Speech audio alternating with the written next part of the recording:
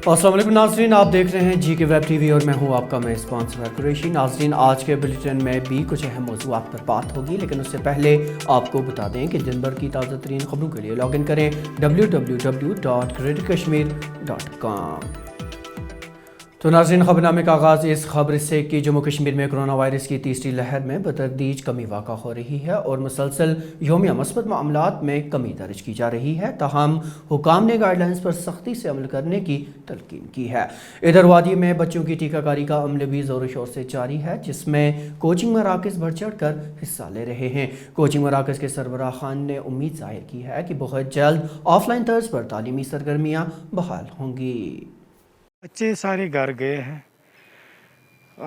Almost हमारी 60 to 70% vaccination done थी before lockdown.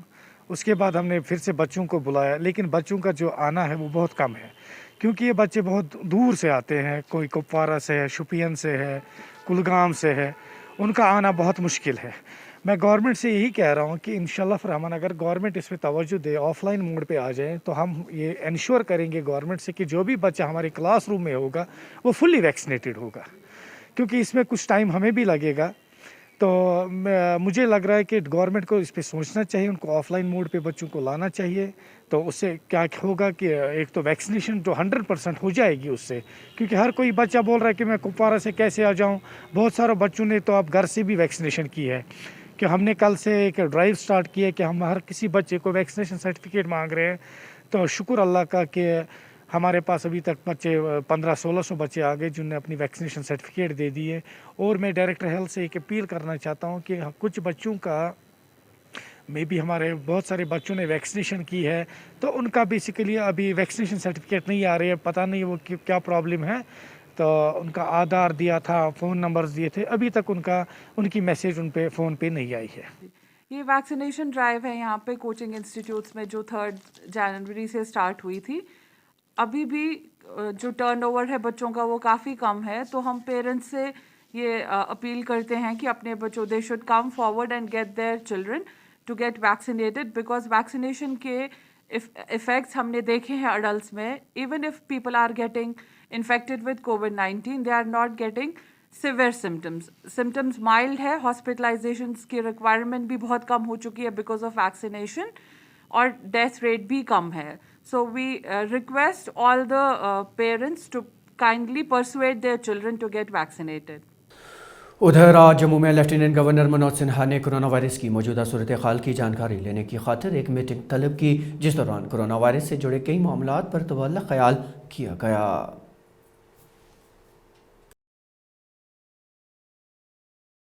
इसी दौरान director health services Kashmir Mushtaq Ahmad ने कोरोना वायरस के नए वेरिएंट ओमिक्रॉन को हल्के में न लेने की तंबीह की। उन्होंने कहा कि ये कोई आम फ्लू नहीं है, इसलिए हमें इसकी संजीदगी को समझना होगा। वैक्सीनेशन का पहले यही एक गाइडलाइन है, यही एक उसका मतलब, चाहे आप वैक्सीन से पहले, वैक्सीन के बाद एसओपीज तो जरूर फॉलो करनी है। वही हैंड हाइजीन, सोशल डिस्टेंस और मास्क, ये वैक्सीन से पहले और वैक्सीन के बाद भी जरूरी रखना है। क्योंकि इसमें देखा गया है जो वैक्सीनेटेड पर्सन है, अगर उसको खुदा ना खास्ता ये लग भी गया, उसको नीचे नहीं जाता, सीवियरिटी नहीं होती, लेकिन नाक और इधर तो आ ही जाता है। अगर वो उसको ये नहीं लगेगा, लेकिन वो फैलाने में परेशानी करेगा, ज्यादा लोगों में फैलाएगा। इसीलिए ये जरूरी है कि आपने जो एसओपीज है वो वैक्सीनेशन के बाद भी रखनी है। जैसा कि ओमिक्रॉन का बोला गया, नहीं इतना भी आप लाइट ना लें कि ये जुकाम जैसा है, ऐसा कुछ नहीं है। बड़ी सारी हमने सीवियर केसेस भी देखे हुए हैं। लोग इसको लाइट ना लें और वो ये करे कि इसकी इन्फेक्टिविटी ज्यादा है, 4 to 5 टाइम्स ज्यादा है जो डेल्टा की थी।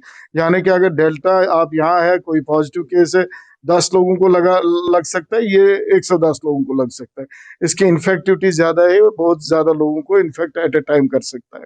और आजकल जो देखा पिछले 2-4 दिनों से हमारे केसेस अब कम होते जा रहे हैं, लेकिन लोगों से यही गुजारिश रही कि हमने लास्ट टाइम भी जो ही डेल्टा वेव, सेकंड वेव कम हुई तो लोगों ने एसओपीज करना छोड़ दिया। वो नहीं करना है, एसओपीज का पालन करना है। इधर श्रीनगर में कोविड रहनुमा खतूत पर अमल करने की ज़रूरत पर जोर देते हुए ताजर बरादरी ने आज एक बेदारी प्रोग्राम का इनेकाद किया। इस दौरान उन्होंने कोविड गाइडलाइंस पर अमल करने की ज़रूरत पर जोर दिया और इस ताल्लुक से जानकारी आम की। हमने ये इवेंट छोटा मोटा एक एफर्ट किया था कि हम लोगों को ये बता दें कि कोविड-19 से बचने के लिए मास्क पहनना कितना ज़रूरी है और सैनिटाइज वगैरह करना कितना ज़रूरी है और SOPs फॉलो करना कितना ज़रूरी है। साथ में हमने एक छोटा सा ये रिक्वेस्ट भी भेजा है सब लोगों को, ख़ास तौर पर हमारे यूथ को, कि आप ड्रग्स का इस्तेमाल ना करें। हम बहुत मशहूर हैं, हमारे SHO साहब आए थे, SP साहब आए थे, मैसूमा के, कोठीबाग के, उन्होंने भी बहुत अच्छा हमारे साथ जो है कोऑपरेट करके ये इवेंट ऑर्गेनाइज करने में हमारी मदद की। Health and medical education department में नौकरियों के ख्वाहिशमंद उम्मीदवारों ने आज गवर्नमेंट मेडिकल कॉलेज और एसोसिएट अस्पतालों में SRO 384 और 409 के तहत काम कर रहे मुलाजमीन के खिलाफ एहतजाज दर्ज किया। उनका कहना था कि मज़कूरा असामियों के लिए उन्होंने इम्तिहान पास किया है, लेकिन हुक्काम ने उन्हें नज़रअंदाज करके खास ज़ुमरों के तहत तकर्रियाँ अमल में लाईं, जो कि उनके बकौल उनके साथ सरासर नाइंसाफ़ी है। हम JK SSB के एस्पिरेंट्स हैं जिन्होंने अप्लाई किया था एडवर्टाइजमेंट नोटिस 2/2021 के लिए, जो पोस्ट निकले थे हेल्थ एंड मेडिकल एजुकेशन के लिए। सर, ये नोटिफिकेशन 12 साल के बाद आई थी JMC श्रीनगर और JMC जम्मू के लिए। ये बात यहाँ पे बहुत ज़रूरी कहना है कि 12 साल के बाद एक परमानेंट नोटिफिकेशन रिक्रूटमेंट के लिए नोटिफिकेशन निकलती है, और जो कैंडिडेट्स हम यहाँ पे हमने प्राइवेट जॉब छोड़े हैं, कुछ ने कॉन्ट्रैक्चुअल जॉब छोड़े हैं, दिन रात मेहनत करके हमने ये एग्ज़ाम क्वालिफाई किया, और कुछ शरपसंद अनासिर जिनमें कॉन्ट्रैक्चुअल एकेडमिक बेसिस लोग हैं वो इस पर स्टे ला रहे हैं ताकि उनका इलीगल एक्सटेंशन चलता रहे, और वो हमारी सिलेक्शन प्रोसेस को दूर तक खींचना चाहते हैं। इस ज़िम्मन में हम यहाँ पे जमा हुए ताकि हमें जस्टिस मिले, हमारे साथ जस्टिस प्रिवेल हो। ना वो हमें एकेडमिक बेसिस पोस्ट के लिए कम्पीट करने देते हैं।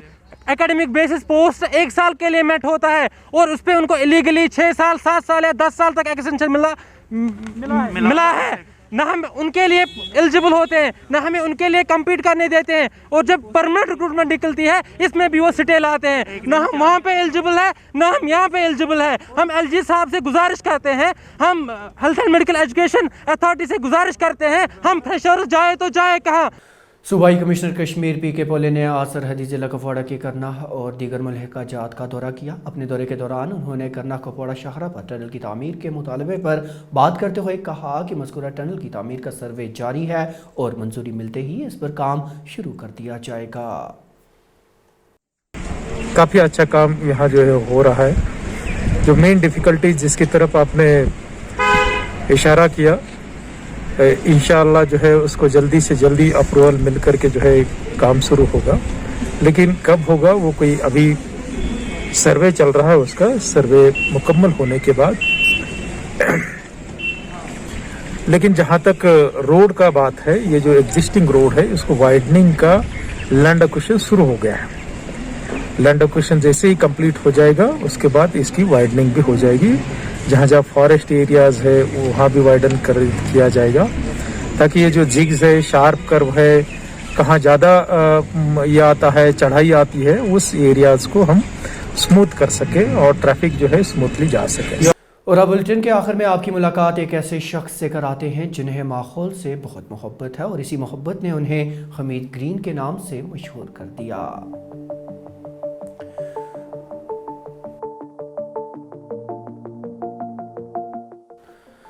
हमीद ग्रीन का असली नाम अब्दुल हमीद है, जो एक एंटरप्रेन्योर हैं। श्रीनगर में उनकी अपनी गाड़ियों की एक वर्कशॉप है। आजकल हमीद ग्रीन जदीद कार वॉशिंग टेक्निक के लिए काफ़ी मकबूल हो रहे हैं।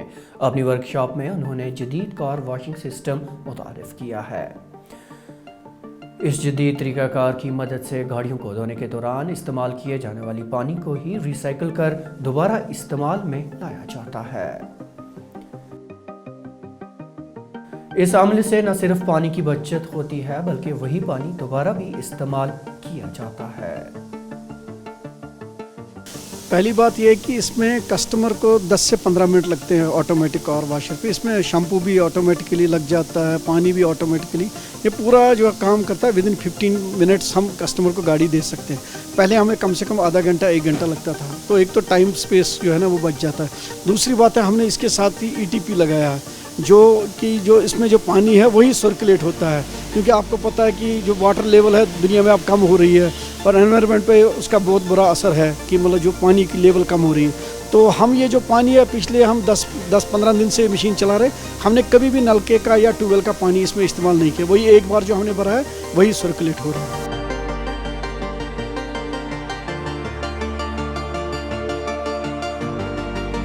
बहुत ज़्यादा बचत होगी। कम से कम तो मेरे ख्याल में दिन में 5000 लीटर पानी जाता था, लेकिन अब मुझे नहीं लग रहा वही जो पानी एक बार हमने जो लगाया वही पानी चल रहा है। कोई हमने चेंज नहीं किया इसमें।